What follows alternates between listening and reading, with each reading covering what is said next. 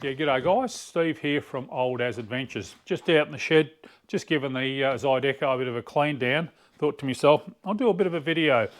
Just to give you a bit of background, I've had the Dagger Access over the last couple of years and an Intex Excursion Pro, so I had a little inflatable, and I had the Dagger Access 10.5 crossover kayak. Got in a bit of a consolidation mode last year where I was sort of cleaning out my shed and sorting out a lot of stuff and just reconciling, you know, my lifestyle and that sort of stuff. And got in a mad rush and sold the Dagger Access and the Intex Excursion Pro and thought I'll get a Sea Eagle 300X, that'll do everything I want to do. Wasn't really thinking that straight. But anyway, that's what I did and thought, yeah, right, beautiful, a bit more room with the shed now. Got to the warmer months in spring here in Victoria and thought, oh, geez, it'd be nice to have the Dagger Access here. I'd go out and do a bit of exercise. And I'd forgotten in my mad rush of consolidation that I actually used the Dagger Access, not just for camping and fishing and touring and that sort of stuff, but also exercise. I used to go out, the 2 years that I owned it, in both spring and summer, I would just take it out on the lake or lake at Blue Rock and just go for a paddle. I wouldn't take anything, take a fishing rod or anything. I'd just go for a paddle just as an upper body workout, you know. And I'd sort of forgotten that through the winter. And so we got to the warmer months this year and I'm going, oh, geez, I would love to take the bloody Dagger Access out if I hadn't bloody sold the thing. So, long story, but anyway, jumped back online, started looking for another Dagger Access. I was really pleased with the Dagger Access, but again, couldn't sort of find one, so I just ended up seeing the Zydeco pop up, and I thought, oh, that looks interesting. That's the previous model to the Dagger Access, and I thought, God, that looks like it'd be worth having a look at. It was pretty cheap, $350. I thought, I can't really go wrong at that. But other than that, I couldn't sort of find anything that I liked. So I thought, oh yeah, it's a little bit longer, but looks pretty similar. Jumped online, of course, to find some reviews and some information about the Zydecos and really couldn't find a lot, which I find a bit frustrating. So I make it my business if I own a kayak or a motorbike, I always do some sort of review just to help out people, you know, in the world of YouTube. So if you're looking at a product, a motorbike, a kayak, or some camping gear and that sort of stuff, I do the videos so you can get my thoughts and feelings on that particular product, the kayak or the motorbike or whatever it is. So the video is about the Zydeco 11.0 compared to the Dagger Access 10.5.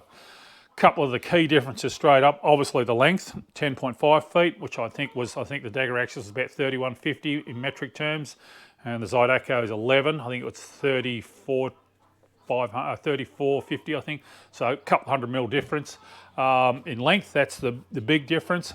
The fit out's reasonably the same. You've got your really nice seat and some basic thigh padding. You've got the rear hatch with the bulkhead in it. You've got your foot pegs up the front here. But there is some other differences in the Dagger Access. It had a little console here and some more flotation up in the front, fixed up in the front here. The Zydeco doesn't have that. So it's just pretty plain inside there. A little bit more room behind the seat because it's a longer kayak, which is good in the Zydeco. And the hatch at the back, the bulkhead, as I say, so fairly similar sort of setup kayak. There's a couple of critical differences though that affect the handling of these two boats. First and foremost is the drop-down skeg on the Dagger Access. The Zydeco does not have a drop-down skeg. So the Dagger Access would track a lot better. The Zydeco, you stop paddling and it just turns. If you're hitting swell from an angle from 2 o'clock or from 10 o'clock, the Zydeco just dives off and you're almost paddling on one side to keep it straight. So I really noticed that straight up. The bow's slightly different, but I'll talk about that in a little bit. So I felt like it was worth actually trying to fit a skeg system to this. As I say, paddling it with a swell at 10 o'clock or 2 o'clock, it would diverge off. Into the swell, it was okay. With the swell, it was okay. Sideways, not too bad. But yeah, just that when you were traveling it sort of, you know, perpendicular to the wind direction, it really did want to go off track, and it was bad enough. And certainly if you stopped paddling, whichever side you paddle on last, it would just turn that way, and I'll drop some footage of that in. So what I ended up doing is buying a general purpose sea kayak skeg.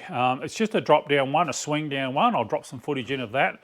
And I set it up with some bungee cords and that has worked really well.